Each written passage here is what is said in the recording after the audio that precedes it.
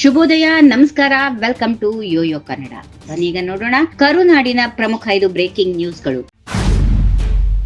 ಸತತ 3ನೇ ಬಾರಿ ಅವಧಿಗೆ ಎನ್ಡಿಎ ಸಂಸದೀಯ ನಾಯಕರಾಗಿ ಆಯ್ಕೆಯಾಗಿರುವ ನರೇಂದ್ರ ಮೋದಿ ಅವರು ಭಾನುವಾರ ಸಂಜೆ 3ನೇ ಬಾರಿ ಪ್ರಧಾನಿಯಾಗಿ ಪ್ರಮಾಣ ವಚನ ಸ್ವೀಕರಿಸಲಿದ್ದಾರೆ. ಭಾನುವಾರ ರಾತ್ರಿ 7:15 ತಮ್ಮ ಸಂಪುಟ ಸದಸ್ಯರೊಂದಿಗೆ ಪ್ರಮಾಣ ವಚನ ಸ್ವೀಕಾರ ಮಾಡಲಿದ್ದಾರೆ. ಬಿಜೆಪಿಯ ಎಲ್ಲಾ ಪ್ರಮುಖ ಮಿತ್ರ ಪಕ್ಷಗಳಾದ ತೆಲುಗುದೇಶಂ, ಜನತಾದಳ ಯುನೈಟೆಡ್, ಶಿವಸೇನೆ ಮತ್ತು ಲೋಕ ಜನಶಕ್ತಿ ಈ ಸಂಸದರು ಮೋದಿ ಜೊತೆ ಸಚಿವರಾಗಿ ಪ್ರಮಾಣ ವಚನ ಸ್ವೀಕರಿಸಲಿದ್ದಾರೆ ಎಂದು ಮೂಲಗಳು ತಿಳಿಸಿವೆ. ವಾಲ್ಮೀಕಿ ಅಭಿವೃದ್ಧಿ ನಿಗಮ ಹಗರಣದಲ್ಲಿ ಭ್ರಷ್ಟಾಚಾರ ಆರೋಪಗಳು ಕೇಳಿಬಂದ ಹಿನ್ನೆಲೆಯಲ್ಲಿ ಯುವಜನ ಸೇವಾ, ಕ್ರೀಡಾ ಮತ್ತು ಪರಿಶಿಷ್ಟ ಪಂಗಡಗಳ ಕಲ್ಯಾಣ ಸಚಿವ ಬಿ ನಾಗೇಂದ್ರ ಗುರುವಾರ ರಾಜೀನಾಮೆ ನೀಡಿದ್ರು. ಇದೀಗ ರಾಜೀನಾಮಾ ಪತ್ರವನ್ನ ರಾಜ್ಯಪಾಲ ಥಾವರ್ ಚಂದ್ ಗೆಹ್ಲೋಟ್ ಅವರು ಅಂಗೀಕಾರ ಮಾಡಿದ್ದಾರೆ.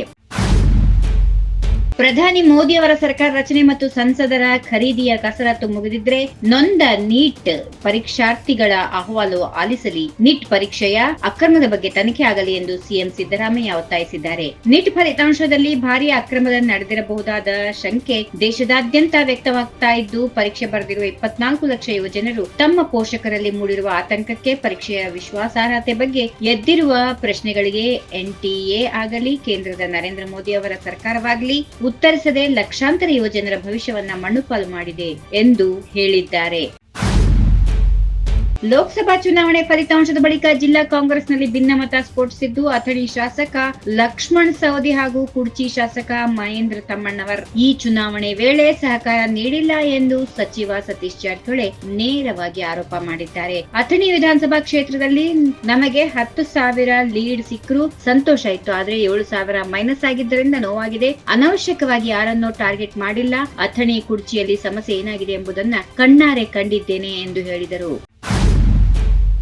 ಕಾಂಗ್ರೆಸ್ ನಾಯಕ ರಾಹುಲ್ ಗಾಂಧಿ ವಿಪಕ್ಷ ನಾಯಕರಾಗಬೇಕೆಂಬುದು ನಮ್ಮೆಲ್ಲರ ಆಶಯ ಎಂದು ಗೃಹ ಸಚಿವ ಡಾಕ್ಟರ್ ಜಿ ಪರಮೇಶ್ವರ್ ತಿಳಿಸಿದ್ದಾರೆ. ವಿಪಕ್ಷ ನಾಯಕ ಆಯ್ಕೆಯ ನಿಟ್ಟಿನಲ್ಲಿ ಇಂದು ದೆಹಲಿಯಲ್ಲಿ ಇಂಡಿಯಾ ಮೈತ್ರಿ ನಾಯಕರ ಸಭೆ ನಡೆಯಲಿದೆ. ಸಭೆಯಲ್ಲಿಯೂ ತೀರ್ಮಾನವಾಗಲಿದೆ ಎಂದು ಹೇಳಿದರು. ದೇಶದ ಜ್ವಲಂತ ಸಮಸ್ಯೆಗಳ ಬಗ್ಗೆ ಸಂಸತ್ನಲ್ಲಿ ಚರ್ಚಿಸಲು ಗಟ್ಟಿ ಧ್ವನಿಯಾಗಿ ರಾಹುಲ್ ಗಾಂಧಿ ನಿಲ್ಲಬೇಕು. ಹೀಗಾಗಿ ರಾಹುಲ್ ಗಾಂಧಿ ವಿಪಕ್ಷ ನಾಯಕರಾಗಬೇಕೆಂಬುದು ನಮ್ಮೆಲ್ಲರ ಆಶಯ ಎಂದು ತಿಳಿಸಿದರು.